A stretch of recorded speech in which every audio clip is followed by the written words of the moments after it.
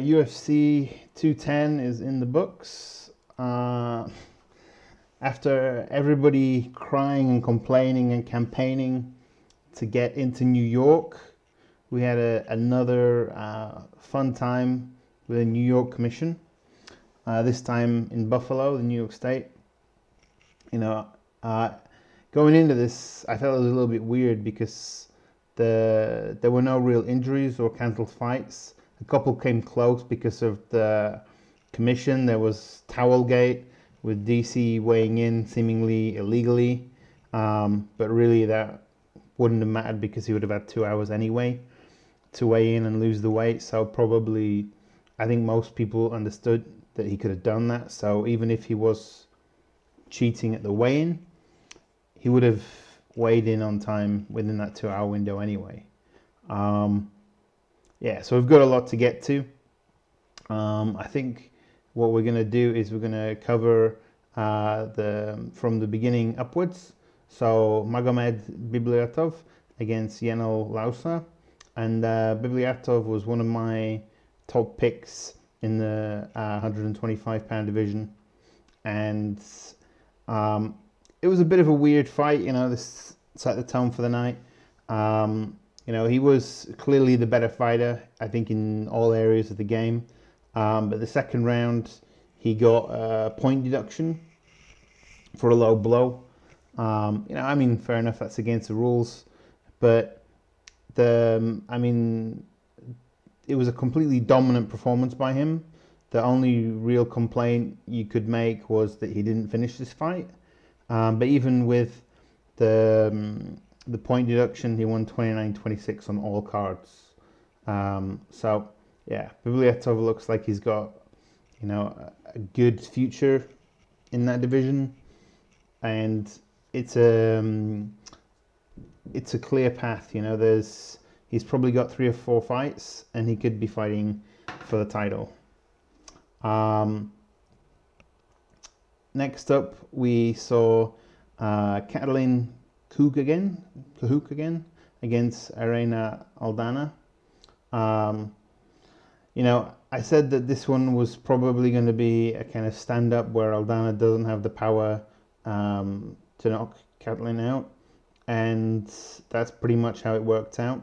The first round was very, very close, a little edge, I would say, to Katalin, maybe by a couple of strikes. Aldana is certainly looking better in this performance than she did before, and maybe she's progressing, but neither of these fighters are really top 5 material. The second round was also pretty tight. I think Aldana slipped, may have been a knockdown, but it looked like a slip when she was attacking, and that probably swung it, in my opinion, for Katalin.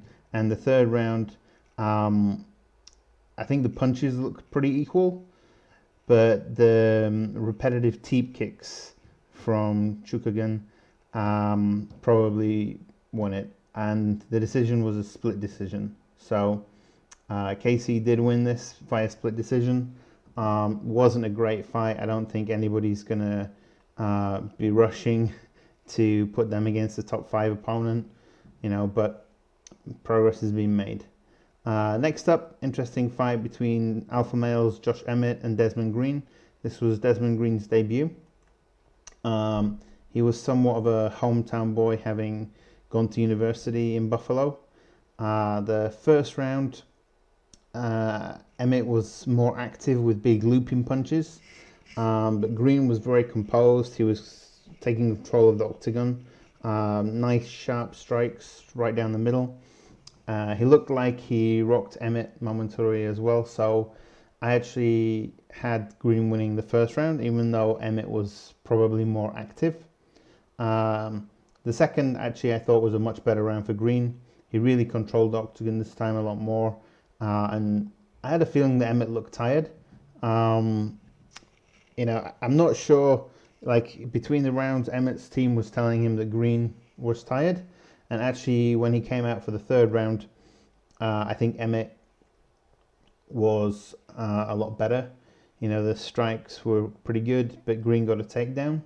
I'm not sure how people, would have called that third round, but Green won via split decision. Then the next one was also a hometown guy. Gregor Gillespie is from Rochester against Andrew Hollenbrook. And blink and you miss it, this one was pretty quick. A left hook knocked Hollenbrook down, and then he was KO'd on the ground by Gillespie. Very, very impressive. And it really got the crowd going.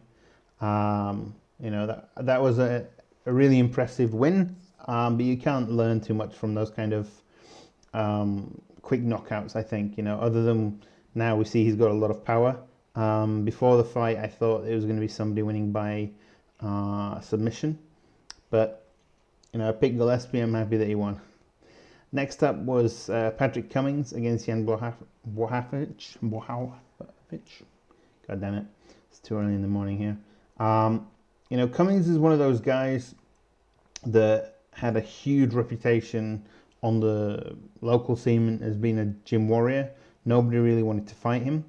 And then he was coming up against Blachowicz, who is known to be a dangerous striker, but tires. So this was kind of, let's say, an early test for the DC Rumble Johnson main event. And in the first round, Blachowicz stunned Cummings. I think he stunned him a few times, to be quite honest, and Cummings showed what a good chin he had. Maybe it was the power of that super stash that he had going on. But towards the end, Cummings managed to get the takedown and controlled him on top, literally just surviving. Blachowicz was better off his back than I thought he was. But the second round was much better for Cummings. Blachowicz looked really tired at the end of the round. And I think he stopped during the round and put his head down and hands on the hips. And I thought at the end of the second round, probably he's got a minute of energy in the third. That wasn't the case. He came out and he was looking like he was going to fall over. I know they're light heavyweights, but that was just terrible. You can't be fighting to get into the top 10 and be gassing out in, less than 2 rounds. Cummings just dominated the third round. He looked really good. I'm really pleased for him because I think he's a very talented fighter. I'm not necessarily, obviously showed a lot of heart as well. I'm not a massive fan of his kind of style of pushing up against the fence and all that kind of wrestling pressure that him and DC pretty much do very similarly. But I think he's a great character and we definitely need more of them. So the next fight was one that I thought was going to be fight of the night, or I had down as one of the possible fight of the night. And this was Shane Burgos against Charles Rosa. And they put on a really good show. First round, Burgos stalked Rosa down and was very accurate with his punches. But Rosa was kicking a lot to the legs and had more varied attack. He wasn't really hurting Burgos with his punches or kicks. But, those leg kicks, I was thinking, could have an impact on the future. That's what you're doing. When you're kicking the leg, you're making an investment for the future. The second round, Rosa scored a takedown and had some good early pressure control against the fence. Probably outstruck Burgos, but Burgos was walking him down again, looking more dangerous, looking more likely guy to finish the fight. And then in the third round, Burgos got a TKO, left hook put him down, a right finished it. It was a great fight. Both guys looked good. I think Rosa's stock probably rose with this fight, but Burgos looked like the real star, and he looks fearless in there. I think he's the kind of guy that people are not going to want to fight because, he eats a lot of shots and he just wants to knock your head off every time. Next up was Kamara Usman and Sean Strickland. So Strickland's been around a long time, and I think a lot of people know who he is, know the name. And I think that we expected a pretty competitive fight. I had Usman down to win via decision. And obviously, the big thing I thought was going to be whether Strickland could fight off Usman's takedowns.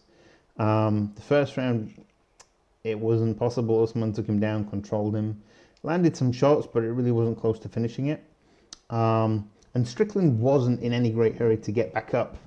You know, I expected him to come out with a bit more urgency in the second round, but it wasn't the case. Usman was winning again with pressure. He scored a knockdown. Strickland put his head between Usman's legs, so Usman couldn't get the punches in his head. So Usman just beat up the body. And, you know, I think at the end of the second round, my honest feeling was that Strickland wasn't at the races today. It wasn't going to be his day. He got soundly beat in the stand-up, soundly beat on the ground. You know, it didn't look like Usman was going to knock him out. You know, it didn't look like Usman was going to submit him. So the third round was just going to be more of the same. And I know that people will object to this and fighters will object to it. When I was fighting, I would have hated it if my corner stopped the fight.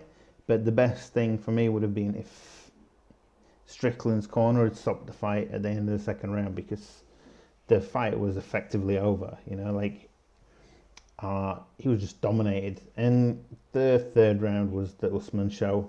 Usman won cleanly by decision. And, you know, I think Usman's on the way up. Strickland still has a big role to play, kind of as a gatekeeper. But man, it's difficult when you see a guy get dominated like that. It's so rare, you know. I mean, I don't know how many Sean Strickland fights I've actually seen, but I certainly don't remember him getting dominated in that kind of fashion before. Usman does tend to dominate his guys, so I don't know if that was his best performance, but that for me was his best striking performance. He really impressed me with the striking today, and actually I'm a lot higher on him coming out of that fight than I was going into it. The next fight was one that I was really excited about. Miles Fury Jury came back against Mike De La Toro, and this was another one, blink and you miss it. You know, Jury basically locked up the body triangle. He was very, very patient with his attacks. He was looking very good. You know, he was kind of just waiting around to see what was going to open up. And in the end, it was just, you know, strikes that he won via. He could have got the rear naked choke just as easily. He had the body triangle in. You know, it looked like he was attacking for different things at different times. But Jury looked really, really good there. You know, I was surprised how easily he won that one.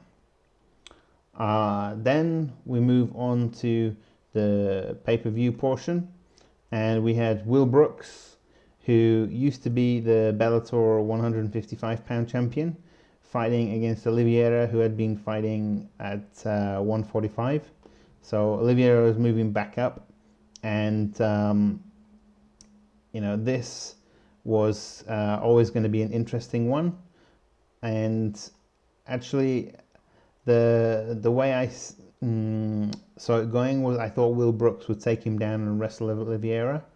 And while Oliveira is very dangerous off his back, Brooks had never been submitted.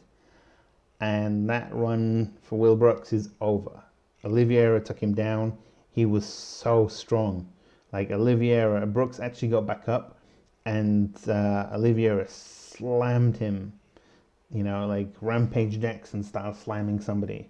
Then he got the rear naked choke. I think it was kind of over the chin, so it was maybe more of a kind of crank or something like that. But yeah, Oliveira really impressed me tonight.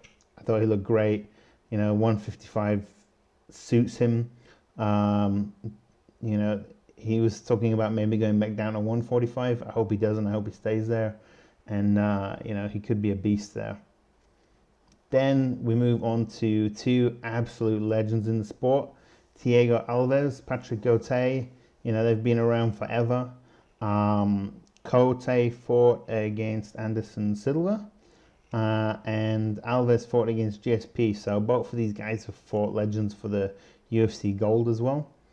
I was predicting Cote to win this by TKO, but man, Alves looked better than he's looked in many, many years. The first round I had Alves winning because he scored a knockdown, very good leg kicks as well. The second round there were great standing exchanges. Cote got dropped momentarily, but it was a closer round, but probably still Alves I would have given it to. Round 3, Cote shot for a takedown, but after the transition off the fence, Alves ended up on top and opened him up with elbows. Towards the round was probably towards the end of the third round was most exciting. Cote was being a bit of a showman with his shots, and right or just before the buzzer, Alves landed a flying knee. It didn't knock Cote out. Cote was actually laughing about this. It was a great fight. Pitbull looked amazing. I think Pitbull is back after, I think it's 4 or 5 years he's had, a lot of problems, but now he's back. Also, after the fight, Cote retired in the cage. Great servant to MMA, absolute legend of the sport, and I'm sure he'll be missed. Then we have the women's rising star Cynthia Calvillo from Team Alpha Male also, going up against Pearl Gonzalez. This was nearly called off due to a rule that boxers can't have breast implants, and Pearl Gonzalez does. Now, the Calvillo has really become a rising star after the Khabib and Tony Ferguson withdrew. She got bumped up to the main card, and she put on a great performance, an amazing transition, and I think Calvillo is maybe has the weirdest or strongest transitions in the UFC, or like the way she transitions. I can't remember seeing anyone do that, and she showed it again in this fight. So the first round, Pearl Gonzalez was saved by the bell, as Calvillo had her in a triangle at the end of the round. Most of the round was spent with Pearl covering up and Calvillo letting punches go, but just hitting the arms. Round 2, Calvillo was very strong. There was a lot of transitions on the ground rather than standing. She's a very dangerous grappler. And then in round 3, Calvillo finally got the victory. But Pearl Gonzalez wasn't somebody on my radar before this fight, but I thought she looked very good. These two are going to be big stars, and Calvillo, I think, she's on a rocket ship going up. That I was very, very impressed with her. Then we had Chris Weidman, again, another, let's say, hometown boy, certainly getting that Buffalo crowd behind him, against Gegard Mousasi. And this started off with Weidman taking a few takedowns, but Mousasi was getting up without taking damage. Mousasi's jab was looking strong, worrying Weidman. I think Weidman took the first round. The second round, is going to be discussed over and over again. And people might blame Dan Miragliotta because Mousasi had weathered a bit of Weidman's storm, and he got the overhooks on Weidman's head, and Weidman was trying to put his hands down on the ground, and Mousasi kneed him twice. Now, as it was live, this was so close that you couldn't really tell if this was legal or illegal. And Dan Miragliotta stopped it and said this was illegal, but it was close, so we're not going to deduct you a point. Weidman seemed to be complaining about this. Weidman looked like he was probably out. He was sitting down on the floor like he was badly damaged. So then Dan Miragliotta brought in the doctor. For some reason, there ended up being 2 doctors in the cage. I'm not sure why. And during this time when the doctors were in, Big John McCarthy informed Dan that the knees were legal. And I think he told him that it should be a TKO. some period like this, I think there was an exchange between Weidman and the doctors where Weidman said he didn't feel good, or I think Weidman was playing for the fight to be called off, hoping to get a DQ win. Obviously not Gegard Mousasi's fault. Gegard was in a very strong position. He landed 2 really heavy knees to the side of Weidman's face, and Weidman just got brutally knocked out in a similar fashion. So I think Gegard was in complete control of that fight and probably would have gone on to score the TKO like I predicted. And the fans were booing him at the end. It wasn't his fault. He certainly doesn't deserve any kind of draw asterisk against that. Because if they'd restarted the fight, Gegard would have, tooled him up. Gegard would have finished the knockout, and it would be a bad situation for Chris Weidman. After the fight, Chris was saying that he thought the fingers were down. Rogan showed him on the replay that it wasn't, but he still seemed bitter about this. I'm sure it's going to be a rematch, but actually the rematch is probably the best thing for both of these guys because, neither of them's getting title shot next. Probably next in line is Jacare or Yoel Romero, most likely Yoel.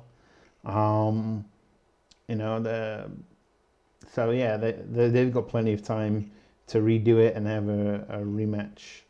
But I think the Weidman that is no longer. I think Gegard had the beating of him. And it'd be interesting to see how it goes if they do a rematch.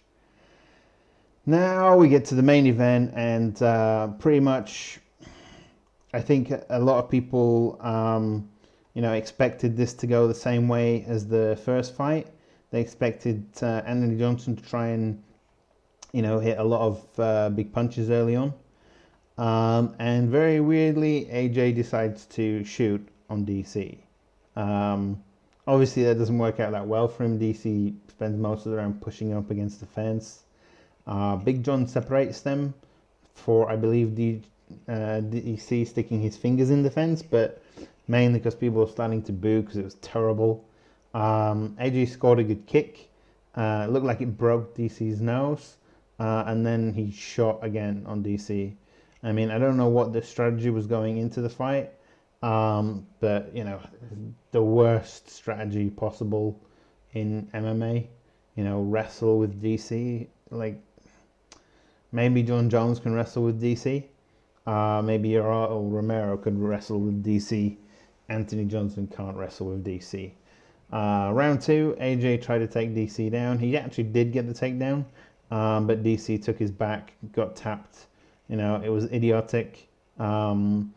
After the fight, DC runs up to Jimmy Manuwa, who's in the crowd, and starts mouthing off to him. That's obviously a distraction because DC doesn't want to talk about John Jones. And Anthony Johnson, comes out of this looking like a great guy. He retires in the cage, says he's got another job that's nothing to do with MMA. He's very young to retire, so I imagine that he'll take a few years away and come back for a few fights. But then DC wonders why people boo him, and actually he's complaining about getting booed and says, "What, should I retire as well?" And then he's doing this with Manuwa because he doesn't want to fight John Jones. Then he's, pretending that John Jones is an important guy for him. One of the interesting things that I noticed on the UFC Embedded was after the Towelgate fiasco with DC struggling to weigh in, he said immediately afterwards that this was his last fight at 205. I don't know whether that's true. I think he's got a chip on his shoulder about beating John Jones. He certainly should have a chip on his shoulder about beating John Jones if he wants to prove that he's the best light heavyweight of his generation.